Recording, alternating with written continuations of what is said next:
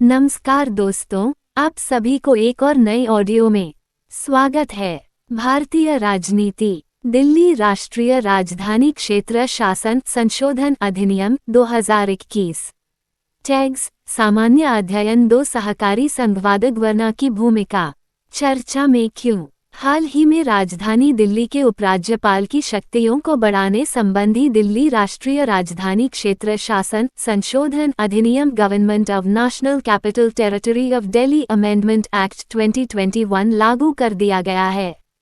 प्रमुख बिंदु। दिल्ली राष्ट्रीय राजधानी क्षेत्र शासन संशोधन अधिनियम 2021 के प्रमुख प्रावधान।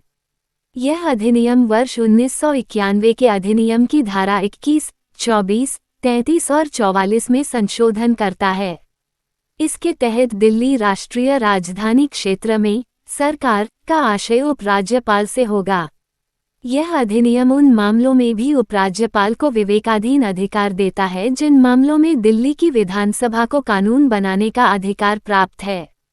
यह विधेयक सुनिश्चित करता है कि मंत्रिपरिषद अथवा दिल्ली मंत्रिमंडल द्वारा लिए गए किसी भी निर्णय को लागू करने से पूर्व उपराज्यपाल को अपनी राय देने हेतु उपयुक्त अवसर प्रदान किया जाए। यह विधानसभा या उसकी समितियों को दैनिक प्रशासन से संबंधित मामलों को उठाने या प्रशासनिक निर्णयों के संबंध में पूछताछ करने के लिए नियम बनाने से रोकता है। आलोचना। इस नए संशोधन से दिल्ली सरकार की कार्यक्षमता प्रभावित होगी, क्योंकि अब किसी तत्काल कार्रवाई के समय भी उपराज्यपाल से परामर्श लेना अनिवार्य होगा। गौरतलब है कि उपराज्यपाल राज्य सरकार को एक निश्चित समय सीमा के भीतर अपनी राय देने के लिए बाध्य नहीं है। आलोचकों का तर्क है कि उपराज्यपाल सरकार के प्रशासनिक कार्यों में बाधा डालने हेतु इन शक्तियों का राजनीतिक रूप से दुरुपयोग कर सकता है। ये संघवाद फेडरलिज्म की भावना के विरुद्ध है। केंद्र सरकार का पक्ष। ये संशोधन सर्वोच्च न्यायालय के जुलाई 2018 के निर्णय के अनुरूप में है, जिसमें दिल्ली के मुख्यमंत्री और उपराज्यपाल की शक्तियों को स्पष्ट किया गया था। इस अधिनियम का उद्देश्य सार्वजनिक जवाबदेही को बढ़ावा देना और रोजमर्रा के प्रशासन से संबंधित तकनीकी अस्पष्टताओं को दूर करना है। इससे दिल्ली की प्रशासनिक दक्षता बढ़ेगी और कार्यपालिका तथा विधायिका के बीच बेहतर संबंध सुनिश्चित हो सकेंगे। दिल्ली राष्ट्रीय राजधानी राज्य क्षेत्र शासन अधिनियम 1991। इसे वर्ष 1991 में विधानसभा और राष्ट्रीय राजधानी क्षेत्र दिल्ली के मंत्रिपरिषद से संबंधित संविधान के प्रावधानों के पूरक के रूप में लागू किया गया था। इस अधिनियम ने दिल्ली में एक निर्वाचित सरकार के गठन की प्रक्रिया को सक्षम किया। सर्वोच्च न्यायालय ने पूर्व में वर्ष 1991 के अधिनियम की सराहना करते हुए कहा था कि संविधान 69वां संशोधन अधिनियम 1991 का वास्तविक उद्देश्य एक लोकतांत्रिक और प्रतिनिधि सरकार का गठन सुनिश्चित करना है, जिसमें आम लोगों को प्रदेश से संबंधित कानूनों पर अपनी राय देने का अधिकार हो। हालांकि यह संपूर्ण प्रक्रिया संविधान में निर्धारित नियमों के अधीन होगी। 69वां संशोधन अधिनियम 1992।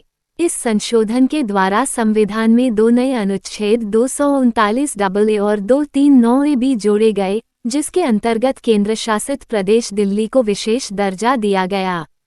अनुच्छेद 239AA के अंतर्गत केंद्र शासित प्रदेश दिल्ली को राष्ट्रीय राजधानी क्षेत्र दिल्ली बनाया गया और इसके प्रशासक को उपराज्यपाल नाम दिया गया। दिल्ली के लिए विधानसभा की व्यवस्था की गई, जो पुलिस, भूमि और लोक व्यवस्था के अतिरिक्त राज्य सूची और समवर्ती सूची के विषयों पर कानून बना सकती है। ये दिल्ली के लिए एक मंत्रिपरिषद का भी प्रावधान करता है, जिसमें मंत्रियों की कुल संख्या विधानसभा के कुल सदस्यों की संख्या के 10% से अधिक नहीं होगी। अनुच्छेद 239AB के मुताबिक राष्ट्रपति अनुच्छेद 239AA के किसी भी प्रावधान या इसके अनुसरण में बनाए गए किसी भी कानून के किसी भी प्रावधान के संचालन को निलंबित कर सकता है। ये प्रावधान अनुच्छेद 356 राष्ट्रपति शासन जैसा है। टकराव के प्रमुख बिंदु। राजधानी दिल्ली में सत्ता के बंटवारे को लेकर कई वर्षों से मुख्यमंत्री और उपराज्यपाल के बीच तनातनी बनी हुई थी। इन टकरावों का केंद्र बिंदु ये था कि किसी भी मामले पर उपराज्यपाल और मंत्रिपरिषद के बीच मतभेद होने पर उपराज्यपाल द्वारा संबंधित मामले को राष्ट्रपति के पास भेजा जाता था और लंबित मामले की स्थिति में उपराज्यपाल को अपने विवेक के मुताबिक उस मामले पर कार्रवाई करने का अधिकार था।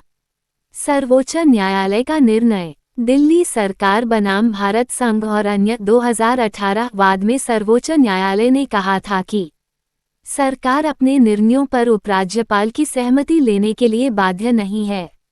दोनों पक्षों के बीच किसी भी मतभेद को प्रतिनिधि सरकार और सहकारी संघवाद की संवैधानिक प्रधानता को ध्यान में रखते हुए हल किया जाना चाहिए। इस निर्णय ने उपराज्यपाल के लिए राष्ट्रपति के पास किसी मामलों को भेजना बेहद कठिन बना दिया था। अगर आपको मेरी ऑडियो से मदद मिली हो तो कमेंट में अपनी प्रतिक्रिया जरूर दें। मुझे सपोर्ट करने के लिए आपको धन्यवाद। इस तरह के ऑडियो के लिए हमारे फेसबुक चैनल को फॉलो, यूट्यूब चैनल को सब्सक्राइब और व्हाट्सएप चैनल के लिए डिस्क्रिप्शन में लिंक है, अभी ज्वाइन करें।